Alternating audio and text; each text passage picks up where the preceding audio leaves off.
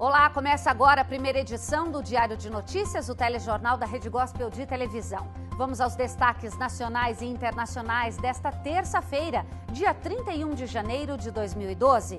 Presidente Dilma Rousseff inicia visita oficial a Cuba. Dívida trabalhista poderá ser paga com cartão de crédito e débito. Número de casos de dengue no Brasil caiu em 60% nesse primeiro mês do ano. Greve de ônibus afeta paulistano. Jovem sofre acidente de carro e fica 3 dias presa em um buraco. E uma pesquisa revela: os fones de ouvido tiram a atenção e podem causar acidentes. E tem também um estudo que aponta que as mulheres estacionam os carros melhor do que os homens. No futebol, lateral esquerdo Roberto Carlos vai se aposentar. Tudo isso e muito mais você confere agora, aqui no Diário de Notícias.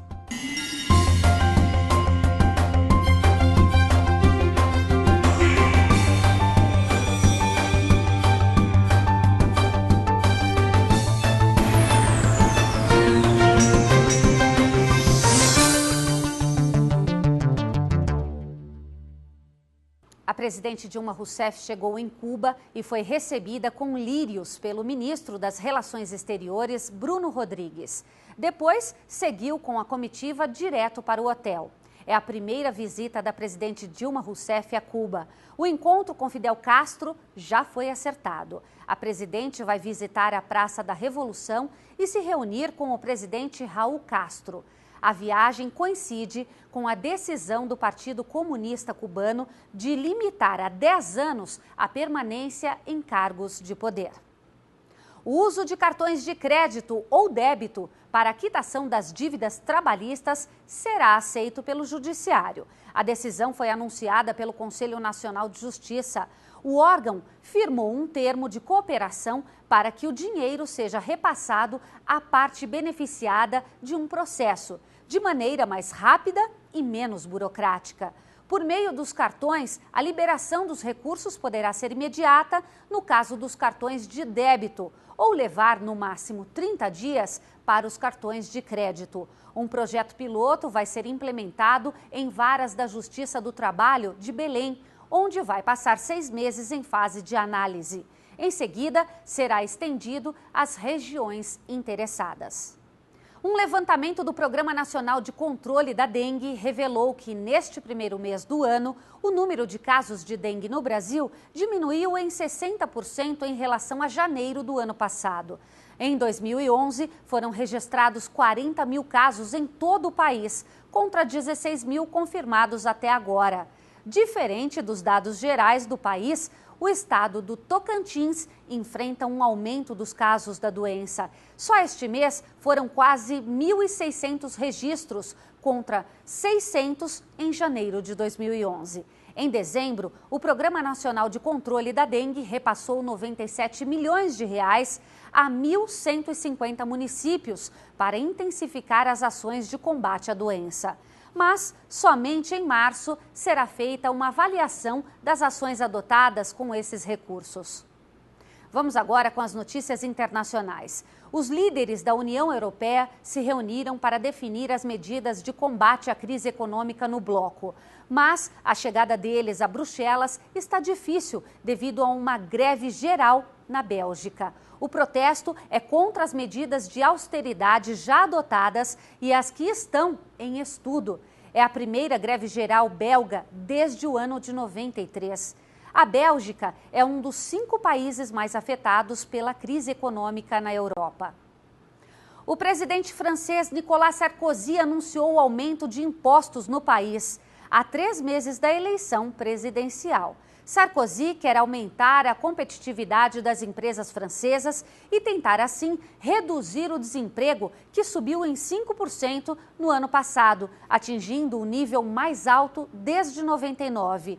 Ele pediu coragem aos cidadãos do país. Sarkozy ainda não declarou oficialmente a candidatura dele à reeleição, mas acredita-se que ele esteja tentando reverter o balanço negativo de seu mandato e a baixíssima popularidade com as reformas. Mal superou o trauma do tsunami que deixou destruído o Japão, o país agora recebeu a notícia que pode ser atingido por terremotos.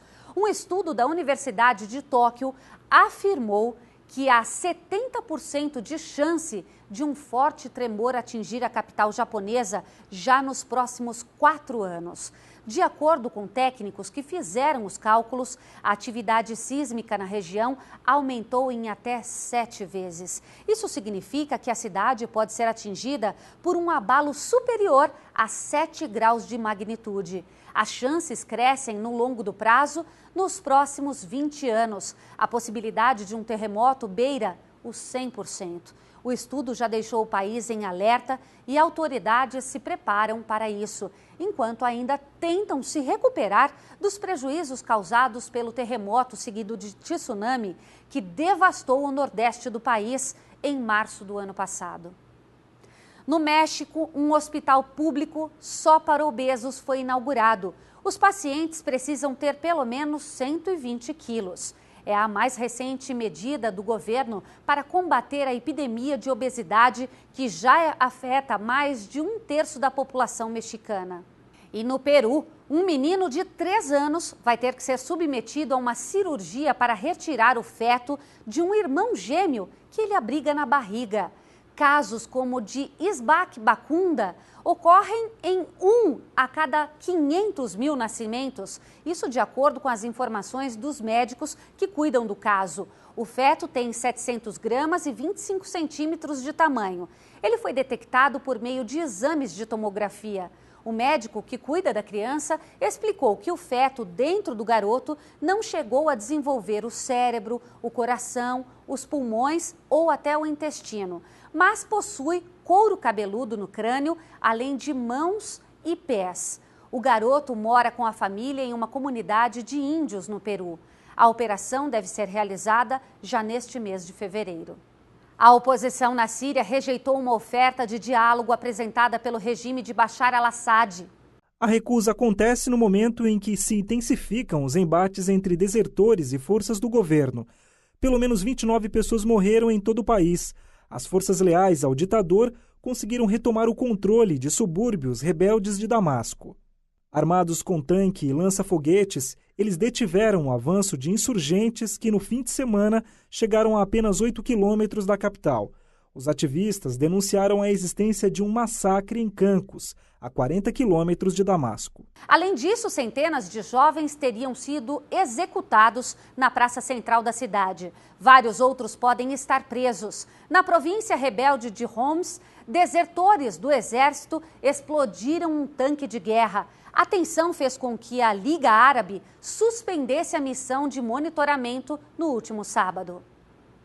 O engavetamento que matou 10 e deixou pelo menos 18 feridos na Flórida, nos Estados Unidos, teve 5 brasileiros envolvidos. O acidente, com pelo menos 20 veículos, deixou destroços por cerca de 2 quilômetros da rodovia que fica ao norte do estado. A informação foi confirmada por um dos organizadores de uma conferência evangélica da qual as vítimas participavam.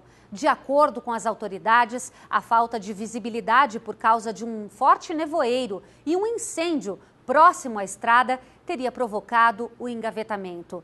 A patrulha de estradas da Flórida chegou a interditar a rodovia horas antes do acidente. O processo de identificação dos corpos ainda está em andamento. O preço do etanol nos postos brasileiros recuou em 11 estados e no Distrito Federal e subiu em outros 13. É o que mostram os dados da Agência Nacional de Petróleo referentes à semana terminada em 28 de janeiro. O balanço revela que em todo o Brasil o valor do etanol nos postos de combustíveis segue em competitividade em relação à gasolina. Em São Paulo, o maior estado consumidor, o preço médio do álcool ficou em R$ 1,86 por litro. No período de um mês, a capital paulista registrou a maior queda, onde a cotação média recuou 3%. Já a maior alta mensal foi verificada no Amapá, de 4%. Para não perder dinheiro na hora de abastecer, basta multiplicar o preço da gasolina por 0,7. Aí é só comparar o resultado com o preço do etanol. Se for menor, compensa mesmo o derivado de petróleo. Se for maior, pode colocar o biocombustível. A inadimplência das empresas cresceu 19% em 2011, segundo a Serasa, após apontar uma queda no ano anterior. Apesar da alta, o índice ficou abaixo dos 25% registrados em 2009 por conta da crise econômica internacional. Segundo a Serasa, o crescimento da inadimplência se deve ao aumento da inflação, aos juros elevados e até à queda da atividade econômica no segundo semestre. Nós vamos para um breve intervalo e na volta a gente volta falando sobre os motoristas e cobradores de ônibus que deixaram os trabalhadores paulistanos na mão hoje. A gente volta com os detalhes. Continue com a gente.